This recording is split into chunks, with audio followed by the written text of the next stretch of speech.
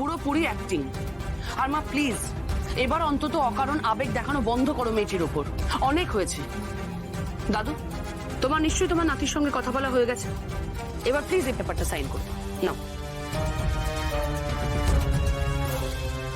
আর দাদু, তুমি ভাইকে বুঝিয়ে দাও এখন আর ওকে কনস্ট্রাকশনের বিজনেস কিছু সামলাতে হবে না, অফিসও যেতে হবে না, কিচ্ছু করতে হবে না, কারণ আমি টেক ওভার করছি।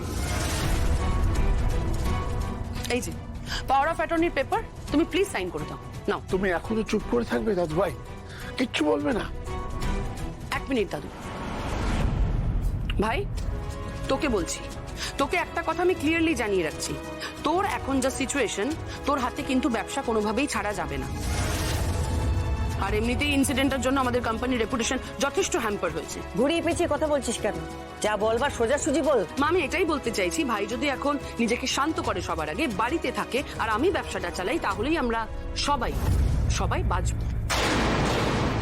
ভাই তুই দাদুকে বল আমাকে যেন সাইনটা করে দেয়। এই দেখো সবাই চুপ করে আছো তোমরা, আই মিন সিরিয়াসলি তোমরা কি জাস্ট ইমার্জেন্সিটা বুঝতে পারছো না? প্লিজ করে দাও দাদু সাইনটা। ঋষি, তুমি যদি চুপ করে থাকো, কোনো কথা না বলো, তাহলে আমি বাধ্য হবো সইটা করতে। জানিয়ে দাও তোমার কি সিদ্ধান্ত।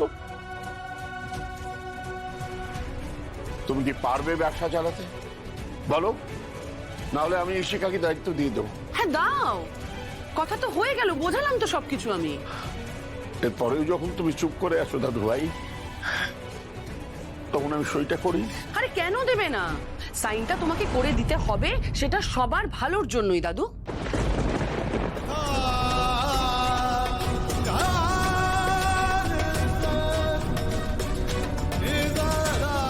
পাঁচটা ভাউচার আছে এতে, আর পাঁচখানা সাইন ঋষি ব্যানার্জির সাইন। কিন্তু ফ্যাক্ট এটাই যে দিনগুলোতে ঋষি ব্যানার্জি এই পেপারসগুলোতে সাইন করেছে, সেই একটা দিনও ঋষি ব্যানার্জি কলকাতায় ছিল না। ইন্টারেস্টিং বিষয় এটাই যে এখানে লেখা আছে মাল কিনে গেছে ব্যানার্জি কনস্ট্রাকশনে, বাট একটা মালও ব্যানার্জি কনস্ট্রাকশনে যায়নি, গেছে এই কনস্ট্রাকশন সাইটে যার মালিক শঙ্খ আর দুর্জয়। আমি শঙ্খদার ল্যাপটপ থেকে সমস্ত প্রমাণ জোগাড় করেছি।